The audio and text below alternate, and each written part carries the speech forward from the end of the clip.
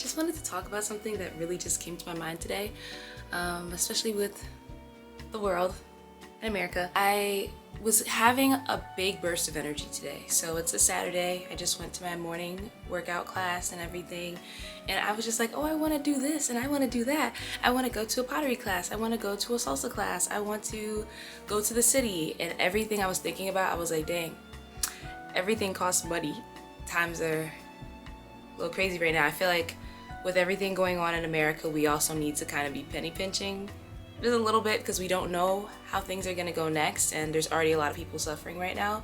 So I was trying to figure out what I was gonna do with all this energy, and I decided that instead of consuming and going to spend money to do things that will make me feel good, I'm going to create and do things with what I have. And then it made me realize, wow, there's really a science behind creating versus consuming. I wanted to talk about why that might be an important mindset for us to shift to with everything going on today. There's so many different perspectives. Not to get too radical, because you know I can get a little radical, but they want us to buy things. You've seen the Sephora Christmas ads and everything. Like, I don't know if you have seen those, but if you have, the tone of them is very much buy, buy, buy. This is what's on your wish list. Like, they're telling you that that's what you want. I don't like to be controlled like that by the media, so that just really rubbed me the wrong way. And then them, getting mad at the elf for going on strike too. I was like, this is too much. But like, if you start opening your eyes and once you stop consuming as much, you start to see within the media that that's the tone of a lot of things. They're trying to push us into consumerism, and I think that's why it's so powerful that now in America, a lot of people are doing like boycotts and strikes of like, okay, we're not gonna buy anything this day or that day. I just need us to stick with it though. And I need us to make our own businesses so that we can invest within our own communities as well, and not just all these big corporations. And then I think we'll be very, very powerful. But we gotta start somewhere. I definitely feel like with everything going on now, especially because, like, to be honest, nobody's safe. No job is safe, no industry is safe. Things are changing rapidly and we don't know what's gonna happen. I believe that now is the time that we really kind of need to keep clutching our coin purse close to our chest and really just watch our spending and also look at the motive behind it. I know from personal experience, when I first started working after college, I was a little sad because I was in Atlanta by myself. So I definitely would shop and buy things to make myself feel better, get that dopamine rush. And that was my way of coping while I was, out there. And it was rough, and it also costed me a lot of money that I could have spent on, honestly, I could have booked a trip, but I just wanted that immediate satisfaction. And I feel like when you pour that energy into something that is gonna be more long lasting, that will make you happier overall versus just getting the dopamine hit, right away from your purchase. I say all that to say, basically, I have to find a way to contain and control this energy and guide it towards good things that are gonna long-term bring me happiness, or even give me that same dopamine rush for free. So an example that I will say is I like painting a lot, and I already bought like a bunch of paint forever ago. So like you could buy that right up front, and then I already had like a canvas and everything. So it's basically a free activity. Girl math is if you paid for it before, it's free. I feel like whenever people around me are suffering, like with all the SNAP benefits being cut off and like people being furloughed, government employees not working right now, getting paid, when I see like suffering around me too, it kind of makes me open my eyes and realize, okay, let's scale it back. We don't need to be spending money on this, because that money could easily be going to these people that are not getting paid, these people that are not getting their SNAP benefits as well. Like that money that you're gonna use to go have fun, which no shame if you use it for yourself, because I also believe in self-care. But like if you're excessively spending money, that money could also go and feed a family.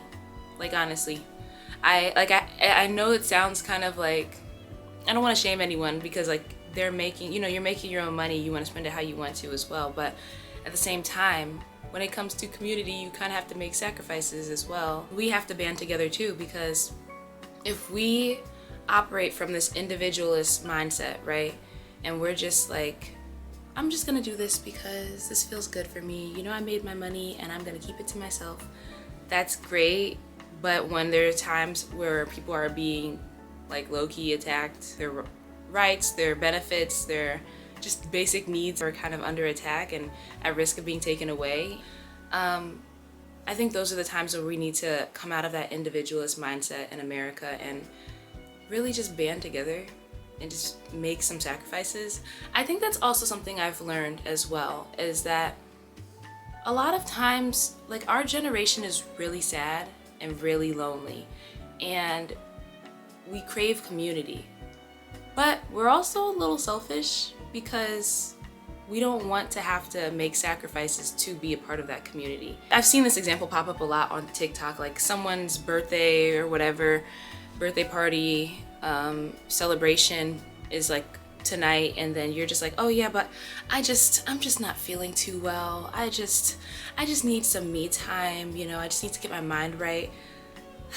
It's a birthday celebration. It's not like just anytime going out or whatever. So I feel like in some situations, that's like a high level example, but in some situations we kind of put ourselves before others in our community, especially in times where they're in need. So like with the birthday example, your birthday, you want that to be special. Like, you got to make some sacrifices to help people have a good time on their birthday because that's their day to feel special. That's a special scenario.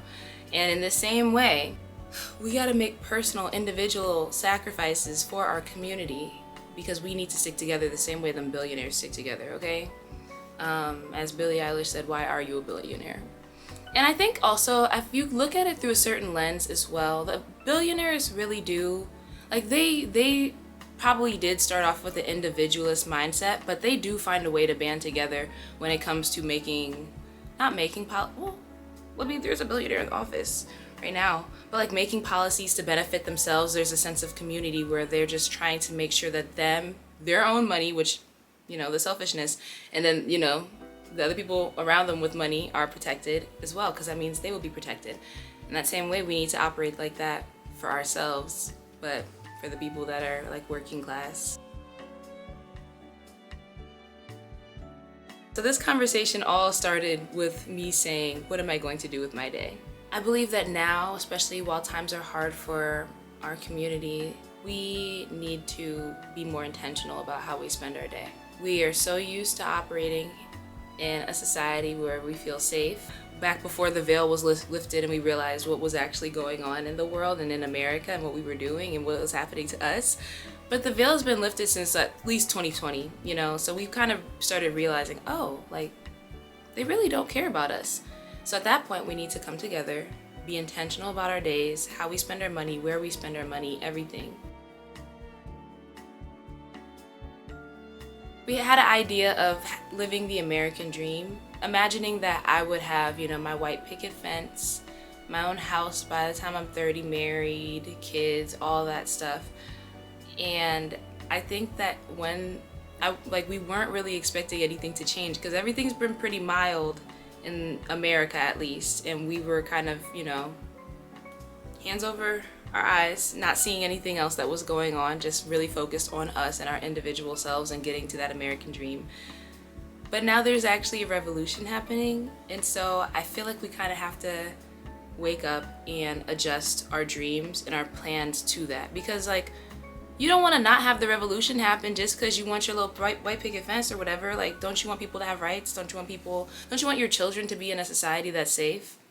So it's like, would you either, I don't want to compare having your white picket fence to having your kids be safe and have rights, but I feel like if things get worse, it might come to that, and we might need to make some sacrifices to ensure the greater good for future generations. And it's really selfless, and it's something that it's really hard for me and my generation, but I feel like we can do it. It's just a shift in mindset and a shift in expectations, and kind of shifting our goals based on what would be realistically possible within this society, so that we can still stand up for people while also taking care of ourselves as well, instead of just focusing only on ourselves and trying to be like, okay, well, let me just get through this. It's more about let us get through this. I'm currently in the editing room my room. And I just wanted to give a little bit more insight as to this opinion that I was sharing, because I realized it can come off a little bit polarized, seeming that you have to like give up everything that you've ever wanted for revolution to happen. And that's not necessarily the case. What I really mean is that you might have to make some sacrifices to your comfort, to some of the things that you have and buy, to make change happen, because you have to change up your daily habits, so that you can make something shake, shake the room a little, shake the table, and get people's attention, especially people in power. And this can be uncomfortable when you're making a change to your routine. But I say this to say that you don't have to give up your white picket fence. You don't have to give up all of your dreams, but you might have to make some sacrifices for us to have change. So I say all this to say, definitely be very intentional about how you spend your day, time, money, because you're one person, but there are so many people in America right now. And if we all make actions and make decisions that are for our greater good, then we'll really make a difference.